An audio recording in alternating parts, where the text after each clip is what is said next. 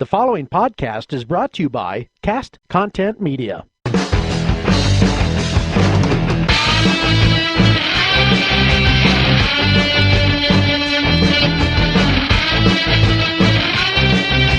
Hey guys, it's Ron Worley, your most imperfect host of Sons of Ditches. People are liars, thieves, addicts, and assholes. Some people change, and a few make a difference. But everyone has a story. Hey guys, wonderful new week of Sons of Ditches. I had to remember which show I was on. Remember, I have another show called Father Like Sons, where I bring my kids on and we talk about generational BS. And so today is a special day because I've got a really good guy on his name is Vinnie Montez. But here's we call him Vinny. We call him. we just, Your boy. As you can tell, Vinny is a comedian, been doing that for 14 years, but also a police officer and been doing that for 23 years. And we thank him for his service. My wife is actually an ex-police officer. For 12 years, she quit, done with that BS. And we talked a little bit about off air. Welcome, Vinny, to the show. Thank you. Thank you for having me. So already I can tell that it's never off for you. How's your family? What's your family situation, first of all? Like personally? Yeah. Do you have kids? No kids. I don't know where I'd fit them in. No. I've been with my lady for a long time. I come from a regular family. My dad passed away in '99, right when I became a police officer in '98. And yeah, man, I work basically 2 full-time jobs with a little bit of time, and just trying to use comedy to keep my head straight for the most part. Yeah. Well, so one feeds the other, then I suppose. 100%. Yeah. What you see at work, the comedy helps you deal with that. I'm sure when you're out there, I mean, let's say you're about to arrest somebody, you got to be a little funny at that point, or when they're in your cop car or something, right? Well, as a commander, man, I'm more of a project manager now. Okay. But back when I was a deputy on the street or a sergeant, absolutely. I mean, I still think that how you make people feel is how people remember you and how they respond to you. So if you're good to people, I mean, the people that I work with, they have 3 rules on the shifts that I'm supervising. Excuse me, guys. I caught this cold this morning. So rule number 1, I don't know if you remember Patrick Swayze from Roadhouse. Yeah. But rule number 1, be nice until it's time to not be nice. It's always going to be very clear when it's time to switch gears. Rule number 2, take care of the men and women to your left and to your right. And that's just not the people that are on your shift. That's the men and women that are on the street that we're helping. And I always tell people, if you treat them like you're your own family, what's in their best interest, then that will always be what's right. And then last but not least, don't get yourself so far in that we can't get you out. And all that means is if you have time, stop and ask a question, ask a question. There are no stupid questions, and we're all in this together. And, over the course of my career, that's kind of the wisdom that I've come up with. And I try to apply that to my everyday life. Sometimes I'm imperfect and I make the wrong decisions, but we're all human.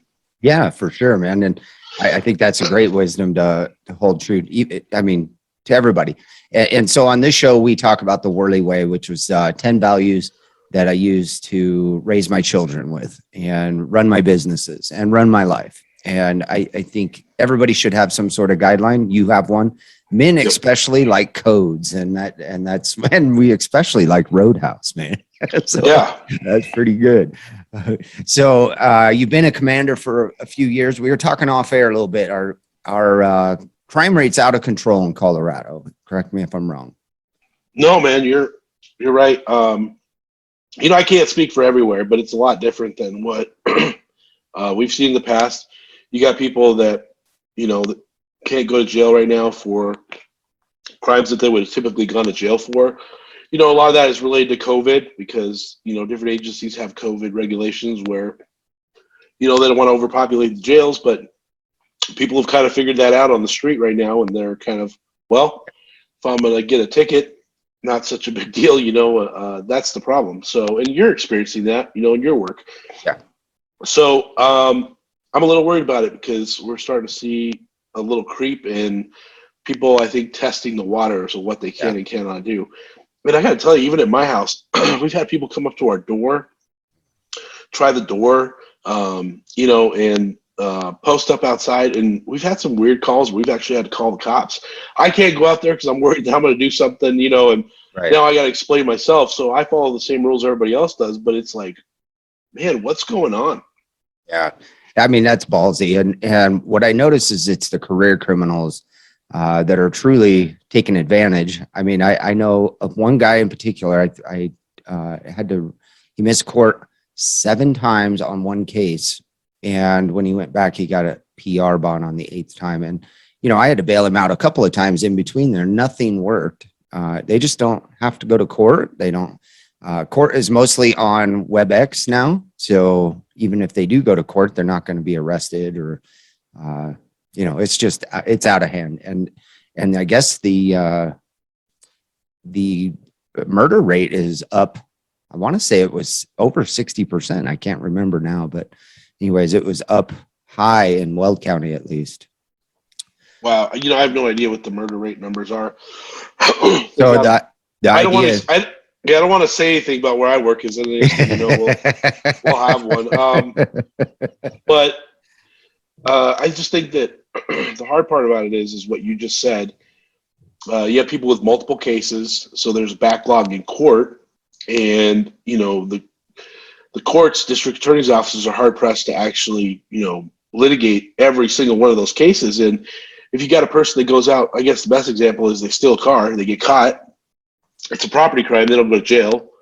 Right. They get a felony summons or an appointment with the DA, and then they can go do that 3 or 4 more times, and they still haven't gone to jail or court even on the first case. And I guess where jail acted as a timeout for people.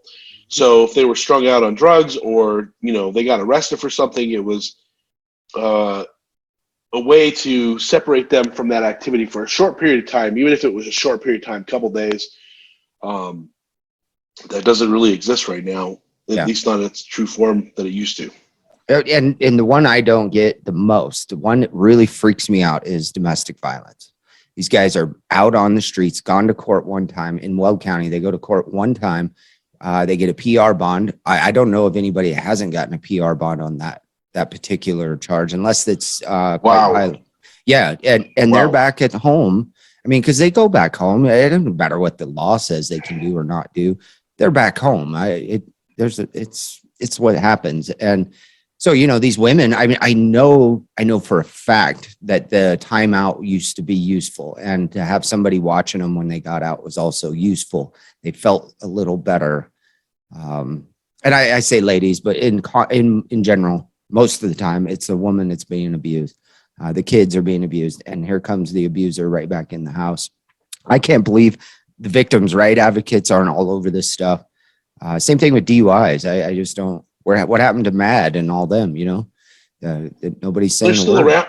They're still around. I mean, since you brought up the DUI part of it, I think across the board numbers are down overall. Because when did Lyft and Uber become popular? 4 or 5 years ago. I don't know. Yeah. But over the last half a decade, since Uber and Lyft kind of got involved in the game, you got people that can take rides for quasi long or short distances and not have to risk getting a DUI. And the only weird thing is now is since the pandemic hit, it's kind of hard to find a Uber sometimes, depending on where you're at. And I travel all over the country, so it's a little bit weird sometimes. But I think that there's been a positive impact from Uber and Lyft over there. Because I mean, even when I was a DUI officer, man, it didn't take you but less than an hour to go out and find a drunk. And now it's a lot more difficult. But it seems like the people who, in my humble opinion, who end up getting caught are either in a major crash or, they're pretty gone. Yeah. I guess that's true. I didn't even think about that. The DUIs are way down. I think the one that's way up is the the driving after suspension. Seems like nobody has a license anymore. Yeah, I agree. I agree with that. Well, there's two things I noticed with that. One is people either don't have a license because they have some type of restraint, Yeah. whether that be canceled, denied, revoked, or suspended, right? And canceled, denied, and suspended, of course, are way less than the revoked because most people only get revoked for two things, and that's, DUI per se, or they have some major history with their driving and stuff like that, habitual traffic offender or something. But the interesting thing that I don't know if you're aware of is a lot of kids, like, you don't stop a lot of young people anymore. At least I don't feel like I've stopped too many young people, like 16, 17-year-olds. Yeah. But then I've seen this remarkable trend where young people are not in line the day they turn 16 to get their license. I know. A lot of kids are not getting their license anymore. That is a trip, and I agree. The same thing. I was 15 and like a half, and I was starting with a driver's ed or whatever, right? I wanted that license more than anything. Yeah, you start it on the day that you can start it, and you get your license on the 16th, or when you turn 16. I forced my kids. I didn't care what they thought. You're going to drive because I'm done driving your dumbass. But they, you're right. I still know kids that are 16, 17 years old and haven't even started their classes or whatnot. So I don't even know what the requirements are now. Like, I think they have to go to school or something mandatory, but yeah, it's quite, and that's how they get jammed up, is because at 15 and whatever it is, if they don't take it in time, then they're backwards with, then at 16, they have to wait a few days or whatever the time is after they started their classes. So that's how they get jammed up. And of course, even if you wanted to have it at 16, you got to think ahead a year. So you're a different person at 15 and 16, quite frankly, Oh yeah. And you got to plan, like you said. Yeah. And how much of that? Oh, go ahead. Sorry. No, go ahead. How much do you think that's on the parents, man? Like, what are we seeing in the parents out there? How much? I feel like parents aren't raising their kids like we used to. Not as responsible. You're going to get me on a soapbox here, bro. Do it, man. I need help. I just think that this is me speaking. This doesn't represent anybody else but me. Yeah. I think that the parents are more concerned today. Not all. So but some. I think there's a lot of, I want to be friends with my kid instead of be the parent. Yep. And I want to hang out with my kid and be chill. And, and, I grew up with my mom, who I talk about in my comedy, who first and foremost was my parent. She was the beginning and the end of my life, and still is till this day, probably, if I step out of line. So I think that that is something we have to look at. Something interesting that I found, one of my friends, his wife and their daughter are both school teachers at different grades. The mom is an elementary school teacher, and the daughter is a middle school or early high school teacher. And the interesting thing is, like, they say very clearly, like, the kids are in control because the kids can hit the teachers if they do, and the teachers can't do anything about it. They can't hit them back. And I'm not saying that we want teachers just whacking kids, but, like, if a kid's hitting you, you should be able to defend yourself, and it's not okay. There has to be a line drawn where what is okay and what is not okay. And then it seems like everything is politicized, from what the kids are getting taught for the curriculum with the school boards. And there's a lot of animosity and struggles that are going on in school. And, it just is very weird. I do have positive reports, though, as our school resource officer report to me that a lot of these, there's a lot of good kids out there. Yeah. So that's good. But we do have these kids that are willing to push the line more and say whatever they want. And bullying definitely isn't going away. That's definitely loud and proud and very present, it seems like. And often kids use the safe to tell system, which is a mechanism set up in the schools to report potentially bad activity, which is very good. That's an important thing. But then people use it also on the other hand in order to make people look bad or try to cause them headache or accuse them of things that maybe necessarily aren't going on. But, it's just some of the things that we deal with. But I think that there's a lot of good kids out there. I just hope that the parents realize, look, man, be parents first, friends second, because kids got to learn the right way to act and behave in society. And I guess I just always go back to, how I was raised. And I've been on calls where I hear parents, the kids will be telling the parents off in front of us. Yeah. And they'll be like, Mom, you're a bitch. And I'm like, man, could you imagine? And I just sit there, and it's much worse. I've heard much worse of that. And I'm just sitting there, and I'm waiting for Mom to like KO this kid, and then I'm like, holy cow, I gotta go. No, but Mom doesn't. She's like, whatever the kid's name is, and starts talking to him, and I'm just like, I'm in complete awe because the kid's still standing, and my mom would have literally. My dad, I remember I said something like no or corrected my mom. My dad had false teeth, and he came out of his recliner, and he was screaming at me, and he was choking on his teeth, and and oh my gosh, but that was just for saying like no or correct. It was, I can't remember exactly what I said, but I corrected my mom. Yeah. Harshly. I didn't even say anything, bad words or anything. And my dad and my mom were just, there was a respect, Yeah, for sure, man. And we respected our teachers because the principal had a board that he'd beat our ass with. And, that, I mean, I hate to say it, it's part of it. And unfortunately, I think you're 100% on. Parents want to be their friends. And I'll tell you just a little bit about my life. My two oldest children were raised, their mother was their best friend. And it absolutely destroyed any sort of boundaries. There was, my daughter had no boundaries there growing up. And then she would come to my house and where we have nothing but boundaries and structure. And it just confuses the child. It does. And of course they want to go where there are no boundaries. So, it's if everybody in the, if everybody in the picture has structure and boundaries and is on the same page, that's where my youngest kid, me and his mom, we talked a lot. We had the same rules, same shit, and it was much better. So I'm with you. Man. I think you're right.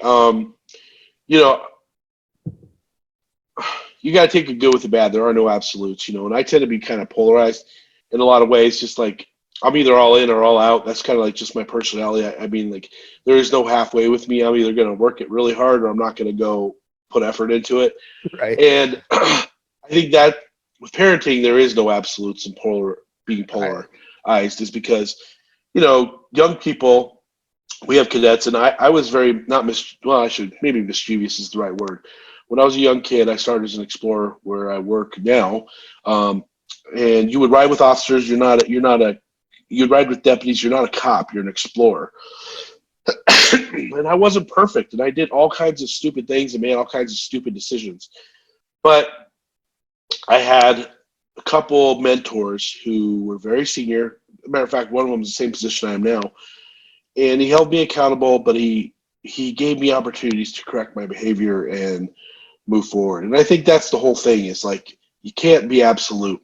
And I will say this, I learned this very early on in my career, and I think this has served me very well. 95, I'm gonna go with 95%. 95% of the men and women that we see incarcerated today, they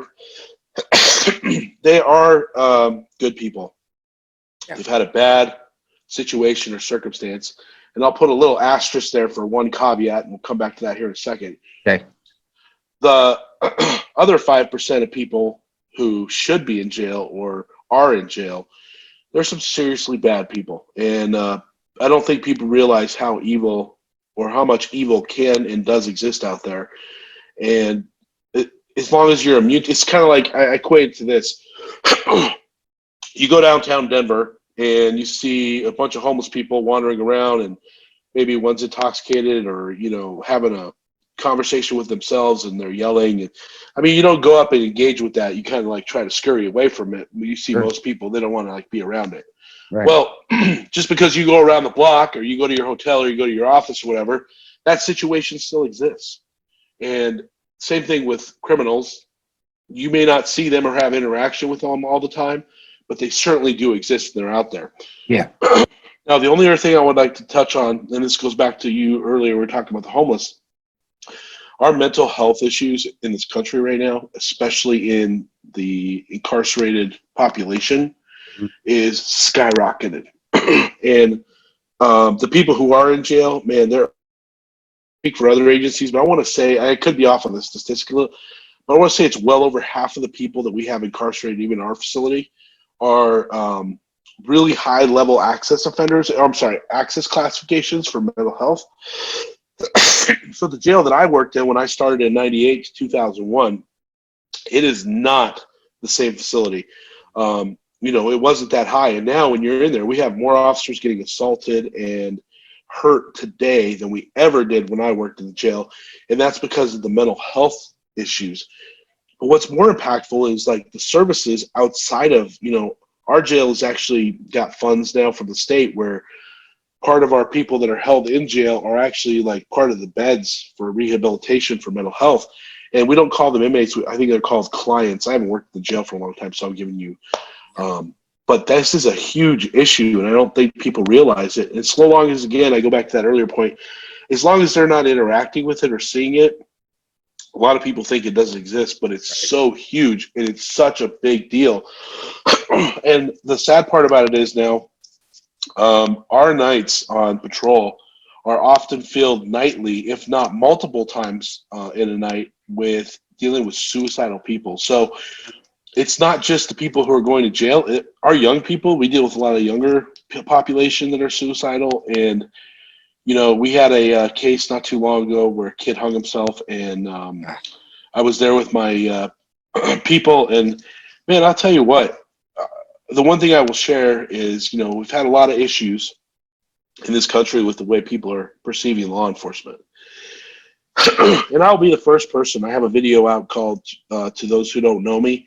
And it was in response to some of the things I was seeing online and the way people were referring to law enforcement after George Floyd. And I absolutely don't agree with what happened in Minneapolis. I think that was terrible. And I don't want to be around or have people that are law enforcement like that in our system. But I just like to remind people there's a lot of good men and women putting on their uniform every day, going to work and doing what's right. And I think that we have to also take time to consider the impacts of the mental health issues. Like when the officer, I don't care if you're a brand new rookie or you've been here for 20 years, when you go to a call, you see a 16 or a 15-year-old hanging from the house banister, and then you watch the parents who are done. I don't care what happens from then on in their lives. They're done. That's their child. And they are so impacted. And to see their hurt and their pain, and then to stand over and watch as you have to be there, scene security to guard that kid. My officers, they're the greatest people in the world to be able to stand there and do that. Yeah. And again, unless you've experienced that in your life, it goes back to what I said. Just because people don't see it, hear it, smell it, taste it, feel it, touch it, doesn't mean that it doesn't exist out there. And if I could be a sounding board, I guess kind of that's what I do in my comedy. I have a bit called dark humor. And I was really worried about putting this online when I did.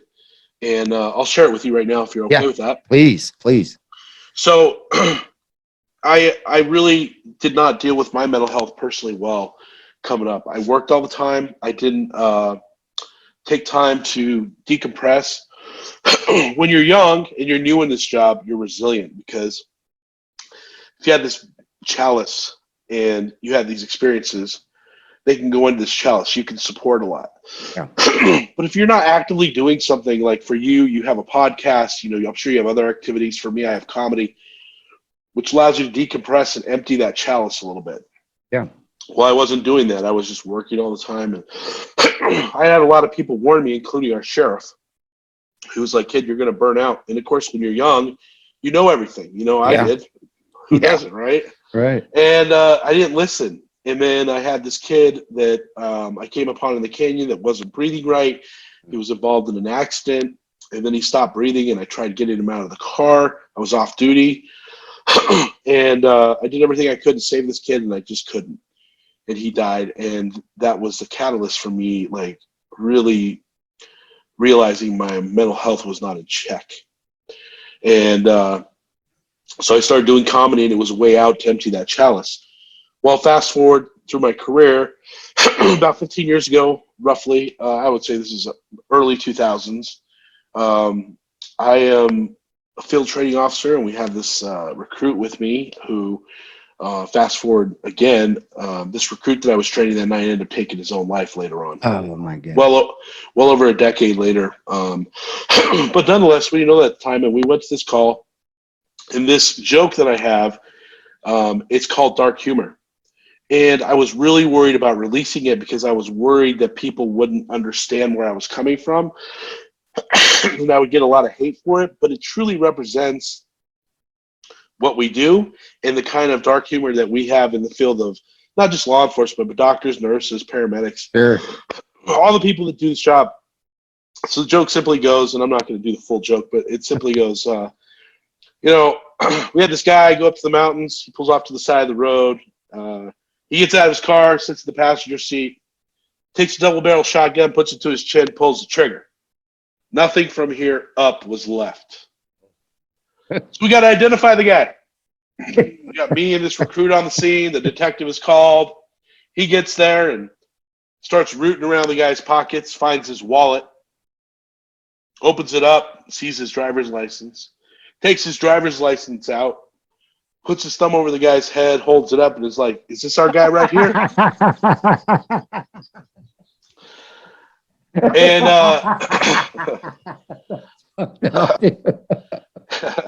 and not for nothing, man. I mean, I looked at him and I was like, "Well, I think you're dead on." You know what I'm saying? You know what I'm saying? And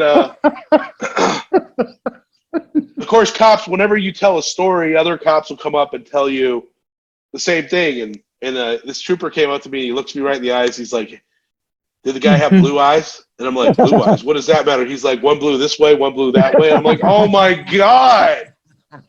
But that is the sick, dark humor. And of course, we don't ever do that. Just so all you that are watching or listening, freaking out, going, "Oh my God, I can't believe they say this stuff." Look, this is never done in the public eye. It's not meant to make fun of the person that we're dealing with. It's meant for one thing.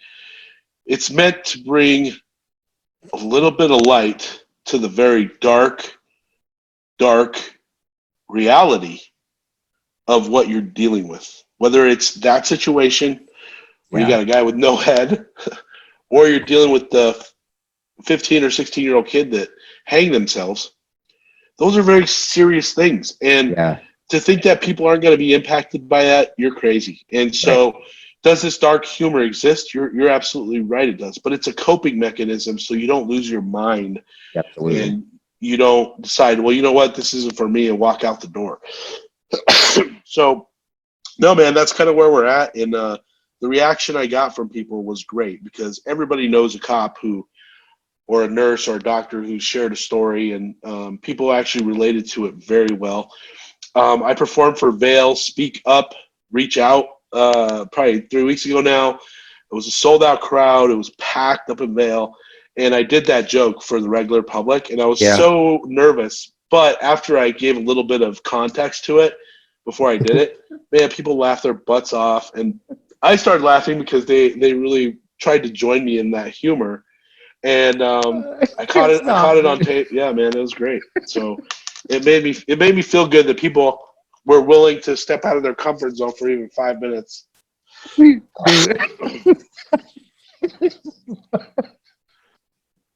That's awesome, man.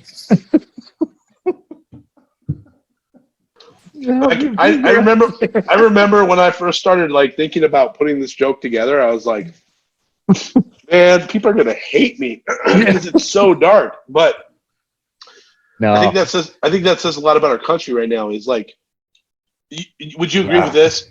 I don't think I could have done that joke in '98 or 2000. Oh, hell no!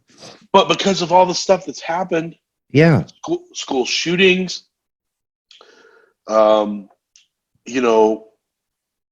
name it, right? Yeah. all the violence. Yep. People We're are seeing like, it. wow, that a guy shooting himself. And I can't believe I'm even saying this, but compared to the other things that are going on in this world right now, Yep. that's pretty mild. Somebody inflicting pain on themselves as opposed to other people, Right. like King Supers, which we just had, which was terrible. And that shooting where 10 people lost their lives, including Officer Talley. Are you kidding me? And we're seeing that in real life happening, and yet, so now I think more than ever, quite frankly, is this humor, although dark, is cleansing in some ways because it's acknowledging. Yeah, I think you're right, man. And you're hitting it nail on the head. These kids grow up in this today, and us too. I mean, even us older, me, I don't know how old you are, but I'm almost 50, and I've gotten callous to it all. And my kids have. I mean, God, man, the shit they're used to nowadays is. Oh yeah, because they got access to all the info, bro. Yeah. I mean, you and I, we had to ask people. So, what's first base again? We had to go ask people, right? Second base. There I am. I'm like, second base. What's baseball got to do with this? You know what I mean? Yeah. And you had to rely on people either telling you, right, or stumbling upon a Playboy or something like that, right? Yeah. And now these kids, man, they just type in whatever they want on the internet, and they've got Insta Googlegram who are going to give them whatever. Insta Googlegram. Yeah, well, I say all the time, I go, whatever you use, Snap, Twitter, Googlegram, whatever it is.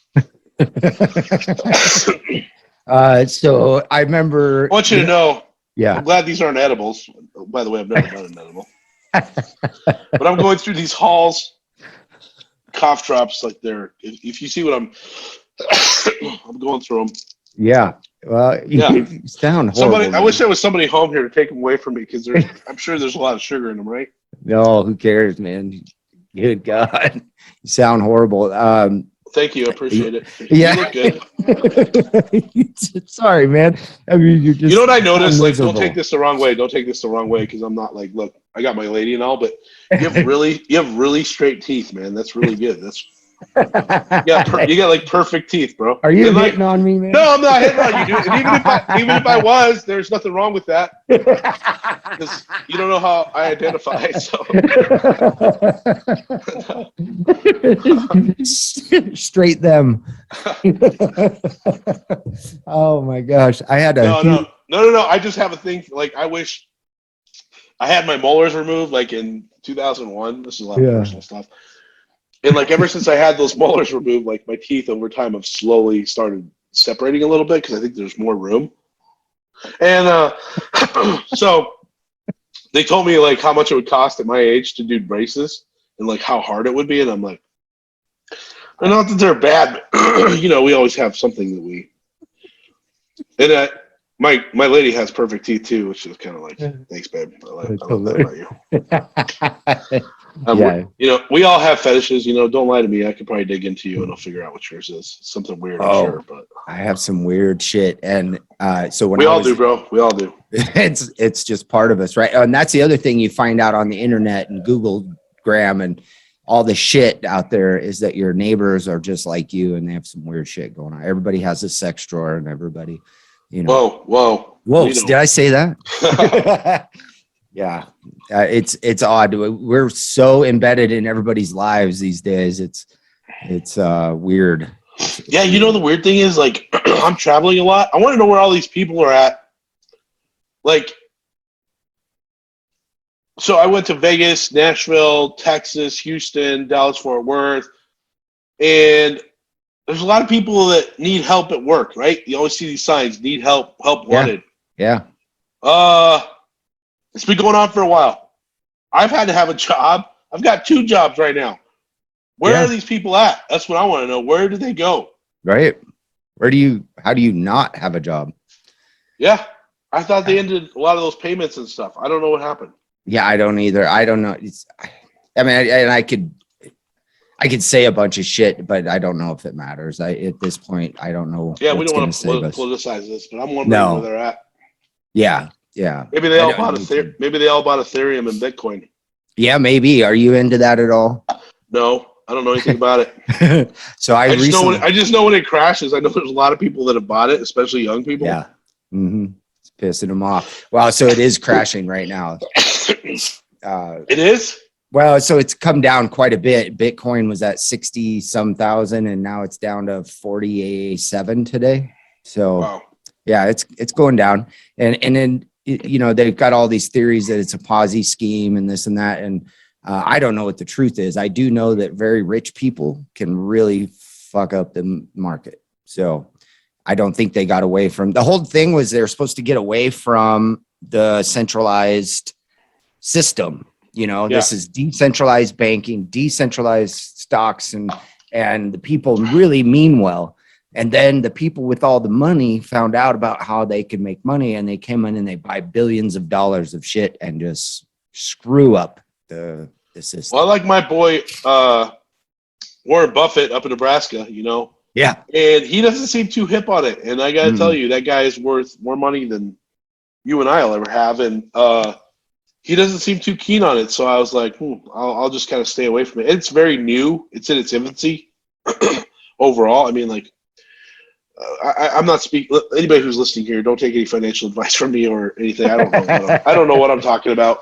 I'm a very intuitive person. So I don't need all the information. And, you know, are you the same way? I don't know how you are, but like the opposite personality in my life is the one who's like the banker or the accountant. Yeah. So they're like, look, we need to gather the information. Give me all the information. Right. And then after they get all the information, they're like, you know what? Let's look at it again. That way we can analyze what the best possible outcome and decision will be. Right. I'm sitting there just punching myself in the face because I'm like, look, we got way too much information. Let's make a move. We got paralysis by analysis, and I'm like trying to give this person a boot in the ass. Yeah. And but my read, going back to what we're talking about, is like with this whole Bitcoin and everything, I'm just a little worried that it's too new, and you know, maybe there are some people that are going to make a bunch of money doing it, but I just worry that, you know, these kids, this is the other thing coming back full circle, the youth, they have access to money. Yeah. Unlike we did, they got credit cards, they got mommy and daddy's credit cards, and they have money online. So there's like, kids don't have money in cash like we did. Right. You know, everything's digital, so it's easy for them to jump on their phone and start buying digital currency. Yep. Especially at 18, or I don't even know how old you have to be, or if anybody's watching. I mean, like, but they're buying all this stuff, and then like, if it takes, I know there's some 18-year-olds who are multimillionaires overnight. Yep. But when this takes, and they don't have any more money, that's the one thing that I do worry about, because, you know, I talked about suicide earlier. Yeah. I don't think our kids in this country's resiliency and the ability to bounce back, it's all in the moment. They don't look long term, like, hey, a year from now or 2 years or 10 years when I'm older. It's like right now in the present. Yep. And so, and I think that has to do with social media, because kids really, you know, base their identity on how many likes, and right. And I hate to say it, that's very sad. It is, man. And I don't know if you saw that show, that movie, Social something or other. I think it was not Social Distance. It was Social Game or something. It's about what social media does to people. And it basically... Is it a documentary? Yeah. Oh, yeah, I saw it. Yeah, where it divides the country. Well, yeah, because you're getting your feet. I think the basis of, or the center point of that documentary was whatever it is you like. Yeah.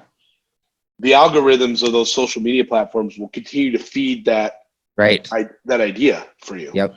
And so if you, and I'm not saying what I like or what I don't like, I'm using this as an example, all you literalists. If you like Trump, it's going to feed that Trump. If you like Biden, it's going to feed the Biden. Yep.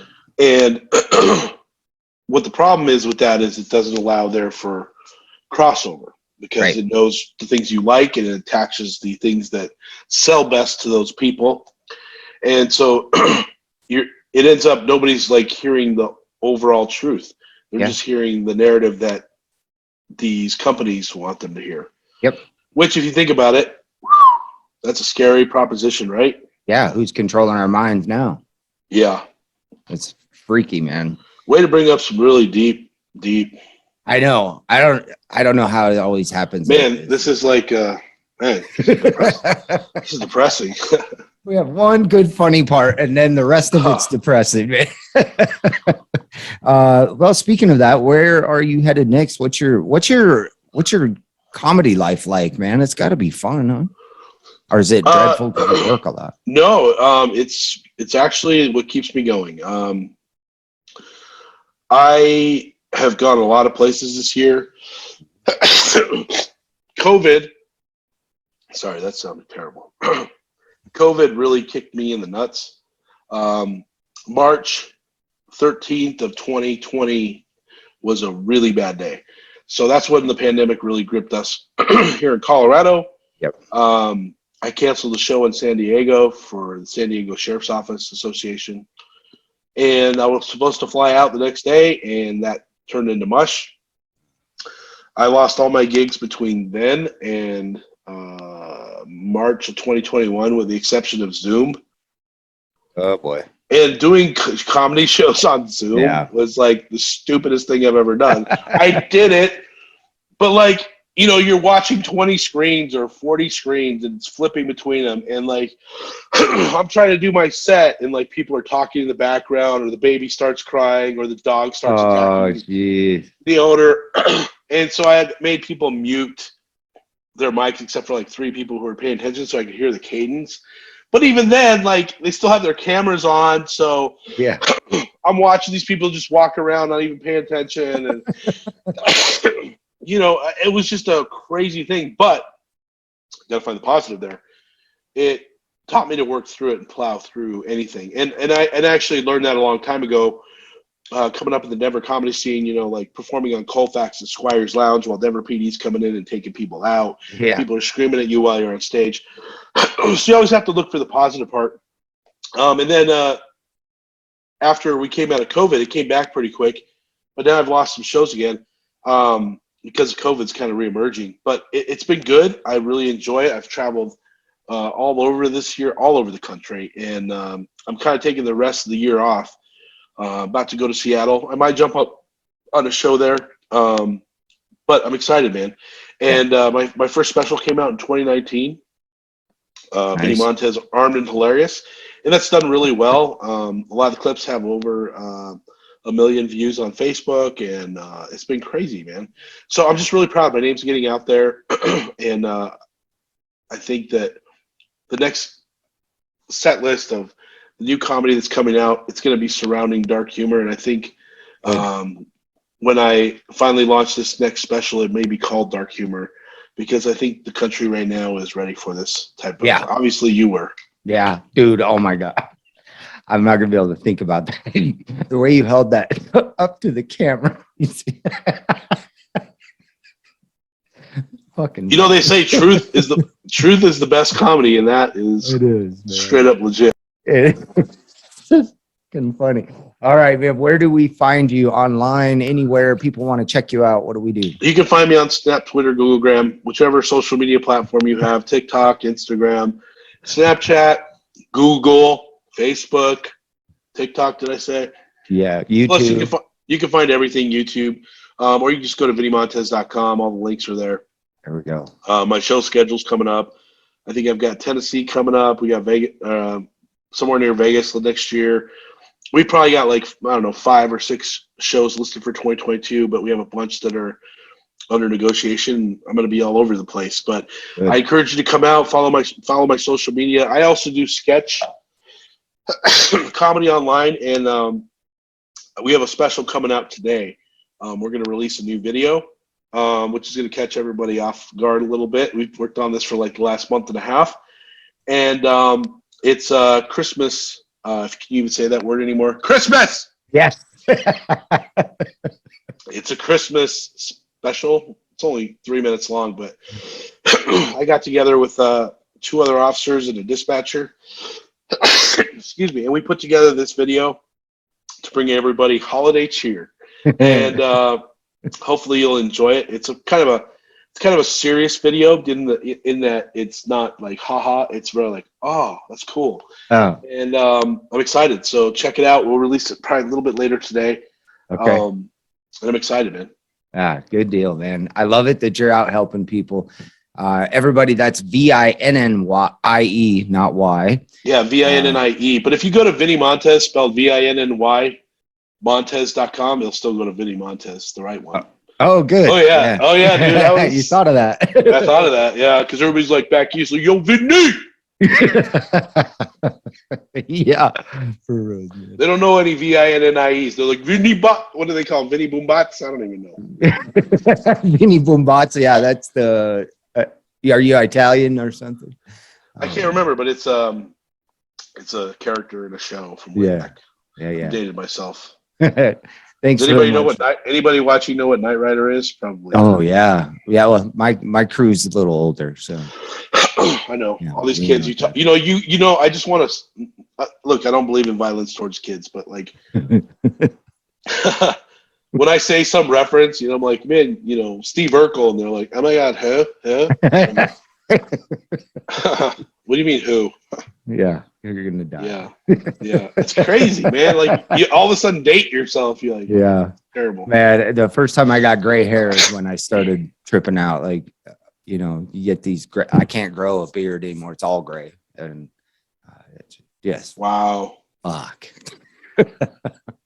Yeah, I don't know. I saw this thing and I repeated it once. It sucks getting old because in our minds we're still children, but our body says we're old as shit. So, that it sucks. Yeah, man. It starts to break down. And then look, man. Shoot, I love my tacos. Who am I kidding? Yeah, I love my tacos.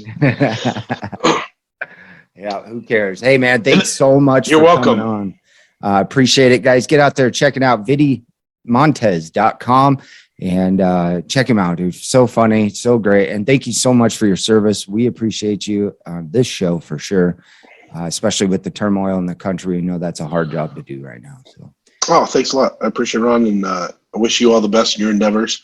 That lion in the back has been gathering my attention the entire time.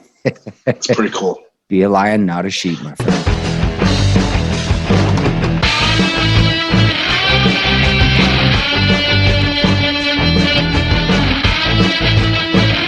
Thank you for tuning in to Sons of Ditches. For more information, go to my website, ronworley.com, and my YouTube channel, Sons of Ditches. Facebook, Ron L. Worley, or Instagram at Ronald L. Worley II.